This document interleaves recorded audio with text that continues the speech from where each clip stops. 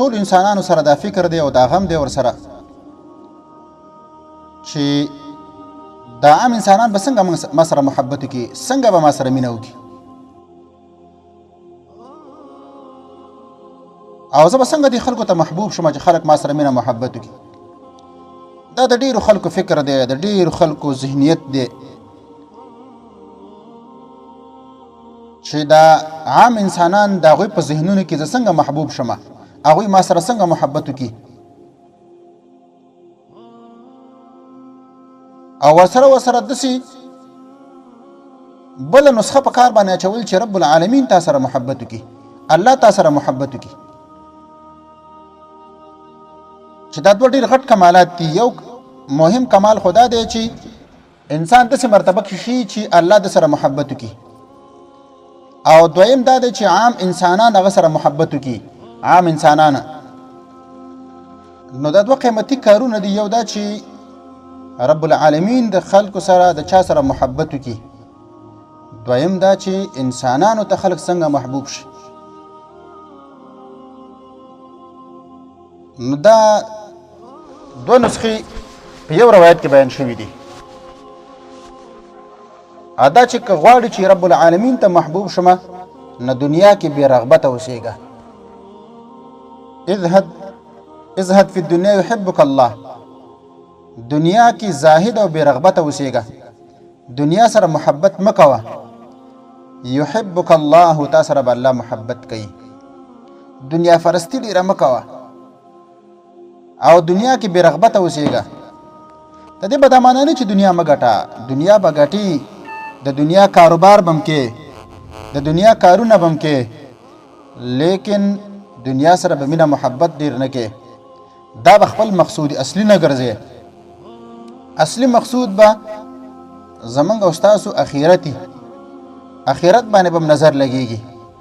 اگر که د خپل ضرورت مطابق به دنیا هم حاصله ځکه موږ او تاسو کمزوري یو، ضرورت ورته لرو، لیکن دنیا کې به ځان داسې بې رغبته حسابو او داسې به ډېر مینه محبت دنیا طرف ته نه ښکاره کوو.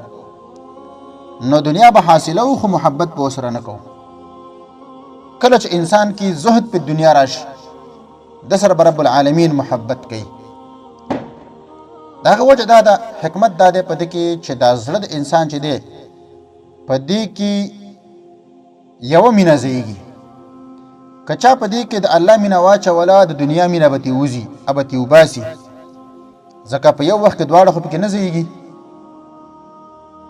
نو که چا پکې د دنیا مینه واچوله، د رب العالمین مینه به ترې وځي، نو یوه په دې کې ځایږي. دې وجه نه دا د دنیا مینه محبت زړه نه وباسه، دې کې زاهد شه، دې کې بې رغبته شه. یحبک الله، تا سره به الله محبت کوي. دویمه نسخه دا ده چې که غواړي چې انسانان تا سره محبت وکړي، خلق تا سره محبت وکړي او د هغوی په نظر کې ښه راشي، نو وزهد فیما عند الناس یحبک الناس. خلکو سره چې څه دي، کم نعمتونه خلکو سره دي، نه په دې کې بې رغبته اوسېږه. د خلکو څومره نعمتونه چې دي هغې طرف ته میلان مه کوه، هغې ته توجه مه ورکوه، نو بیا به تا سره خلک محبت کوي. کم انسانان چې د خلکو د نعمتونو طرف ته سترګې ډېرې ولاړوي او داسې تمه ډېره د خلکو نه کوي او یا خلکو نه غوښتل ډېر کوي، نو بیا ورسره څوک محبت نه کوي. کله چې د خلکو په نعمتونو کې بې رغبته شولې او د چا د نعمت پروا دې نه لرله، ځان کې د قناعت راوسته، قناعت، نو بیا به تا سره به خلک محبت کوي، به ته به خلکو ته محبوبې او خلک به تا سره محبت کوي. او که داسې مرتبه کې وي چې د خلکو نعمتونو ته نیغ نیغ کېدي، د خلکو جب ته نیغ نیغ کېدي او هغې ته داسې د سترګې ورړولې او د هغې تمه دې کوله، ولو که ته به په خپل ذهن کې د غټې مرتبې والا انسان او د کمالات والا انسان به، خو د خلکو په نظر کې به ته محبوب نه یې. خلک به تا نه نفرت کوي. او دا تجربه ده په دې معاشره کې چې کوم خلک د خلکو نه تمې کوي، تر دې په دې علماو کې که داسې علما وي چې هغه د خلکو نه تمه کوي، خلکو نه غوښتل کوي او خلکو ته دا وایي چې دا راکئ دا راکئ دا راکئ، نو داسې خلک به په خلکو باندې بوجي، داسې خلکو سره به څوک محبت نه کوي.